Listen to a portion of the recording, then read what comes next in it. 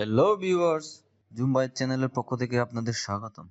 আজকে আমি দেখাবো কিভাবে স্ক্রলিং করতে হয় ক্যামটাসিয়া 9 দিয়ে। অন্যান্য এডিট সফটওয়্যার দিয়ে হয়তো সহজ হতে পারে, কিন্তু ক্যামটাসিয়া স্টুডিও 9 একটু ভিন্ন। তো বন্ধুরা, চলুন শুরু করা যাক। প্রথমে আমি একটা ভিডিও ইম্পোর্ট করে নিলাম। এরপর আমি ইম্পোর্ট করা ভিডিওটাকে ট্র্যাক করে নিচে ধরে এনে ছেড়ে দিলাম। ভিডিওটিকে আমি আমার এডিট করার সুবিধার্থে আমি ছোট বড় করে নিলাম, আপনারাও করতে পারেন সেভাবে। এরপরে আমি মোডে গেলাম, মোড থেকে অডিও ইফেক্টসে গেলাম। অডিও ইফেক্টস থেকে আমি নয়েজ রিমুভাল নিলাম, যাতে আমার ভিডিও প্লে করার সময় আমার নয়েজ চলে না আসে বা শব্দ না হয়। এরপর আমি অ্যানোটেশনে গেলাম। অ্যানোটেশন থেকে আমার এই দুইটা অপশন আপনারা দেখতে পাচ্ছেন। এই দুটো অপশন থেকে আমি একটা সিলেক্ট করে নিলাম। আপনারা চাইলে যে কোনো একটা সিলেক্ট করে নিতে পারেন। হ্যাঁ বন্ধুরা, আপনারা এখানে দেখতে পাচ্ছেন এই সাদা অংশে আমার এর আগে কপি করা ছিল, আমি জাস্ট পেস্ট করে নিলাম। আমি এইটা আমার সুবিধা মতো আমি বড় করে নিলাম আপনাদের দেখানোর জন্য। আমি একটু নিচে করে নিলাম। এখানে সাইজ ছোট বড় করা যাবে, আপনি চাইলে আপনার সুবিধা মতো আপনি সাইজ ছোট বড় করতে পারেন। লেখাটাকে আপনি পজিশন ওয়াইজ করে নিতে হবে।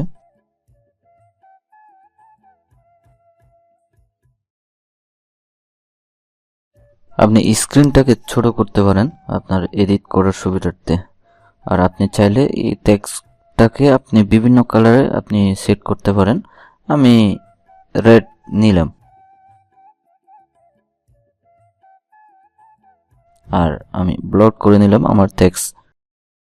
যেখানে দেখতে পাচ্ছেন আপনারা সাইজ চাইলে ছোট বড় করতে পারেন।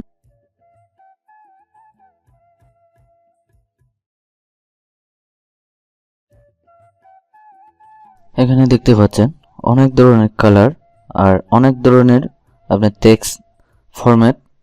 এখান থেকে আপনি সিলেক্ট করে নিতে পারেন আপনার সুবিধা মতো, আপনার পছন্দ মতো। লেখাটাকে স্ক্রলিং করার জন্য আপনি পজিশন মতো আপনার সেট করে নিতে হবে, যাতে স্ক্রলিং এর সময় একদম ক্লিয়ার দেখা যায় বা একদম ক্লিয়ার বোঝা যায়, সেইভাবে আপনার পজিশনিং করতে হবে।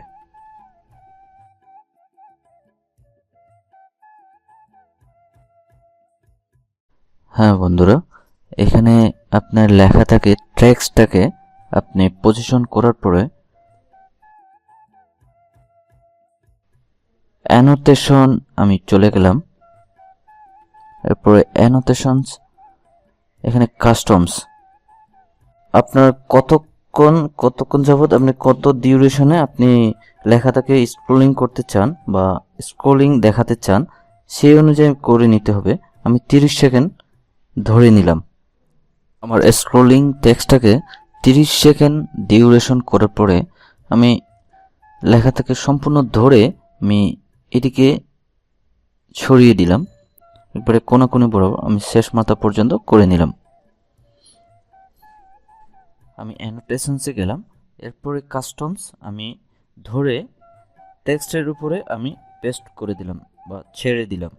কিবোর্ডের এই বাটনটি আপনি হোল্ড করে রাখতে হবে বা চেপে রাখতে হবে যতক্ষণ না পর্যন্ত আপনি লেখাটা এই মাথা পর্যন্ত, লেফট সাইড শেষ মাথা পর্যন্ত চলে না যাচ্ছে, ততক্ষণ পর্যন্ত আপনি চেপে থাকুন।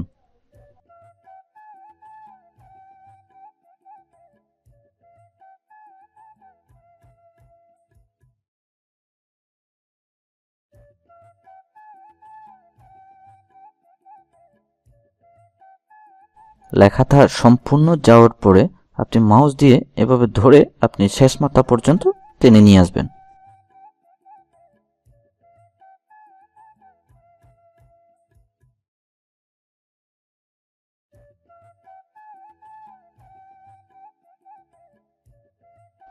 হ্যাঁ বন্ধুরা, আপনারা দেখতেই পাচ্ছেন এই যে আপনার লেখাটা স্ক্রলিং করতেছে।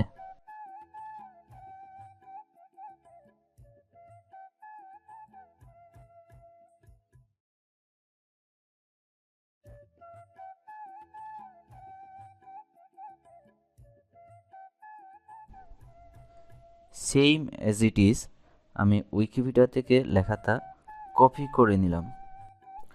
আমি মেথড 1-এর মতোই করে আমি ভিডিও ইম্পোর্ট করে নিলাম।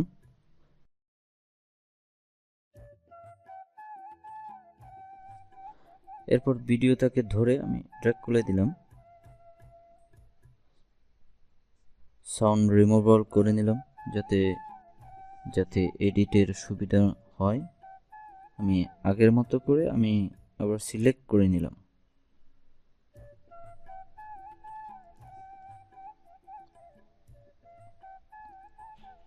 এরপরে আমি লেখাটাকে আমি পেস্ট করে নিলাম, আর এখান থেকে আমি কালার চেঞ্জ করে নিলাম।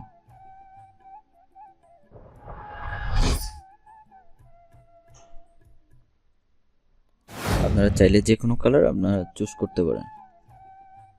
আর আমি সাইজটাকে একটু বড় করে নিলাম আমার সুবিধা মতো, আপনাদের দেখানোর সুবিধার্থে।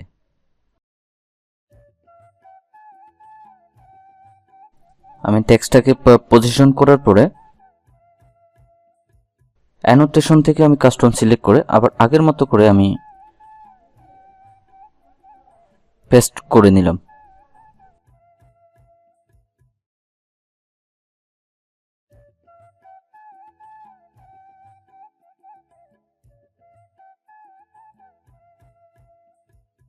এরপরে আমি লেখাটাকে আমার ডিসপ্লে বরাবর, আমার স্ক্রিন বরাবর আমি করে নিলাম।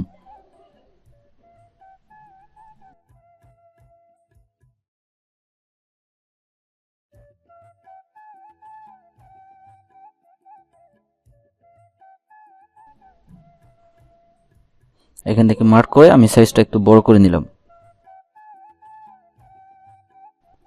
হ্যাঁ বন্ধুরা, দেখতে পাচ্ছেন আমার টেক্সট সাইজ বড় হয়ে গেছে।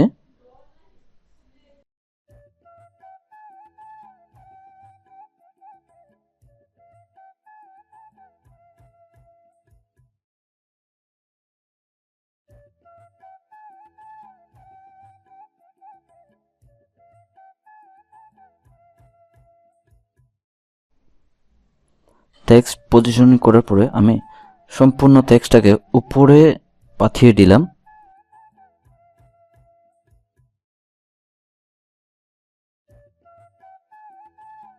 এরপরে আমার এই পোর্শনটাকে ধরে শেষ মাত্রা পর্যন্ত নিয়ে আসতে হবে।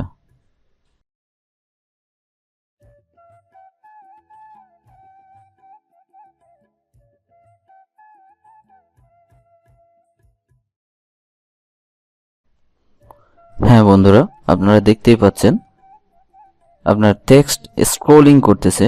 আমি উপর থেকে নিচে করে নিলাম, আপনারা চাইলে নিচ থেকে উপর পর্যন্ত করে নিতে পারেন।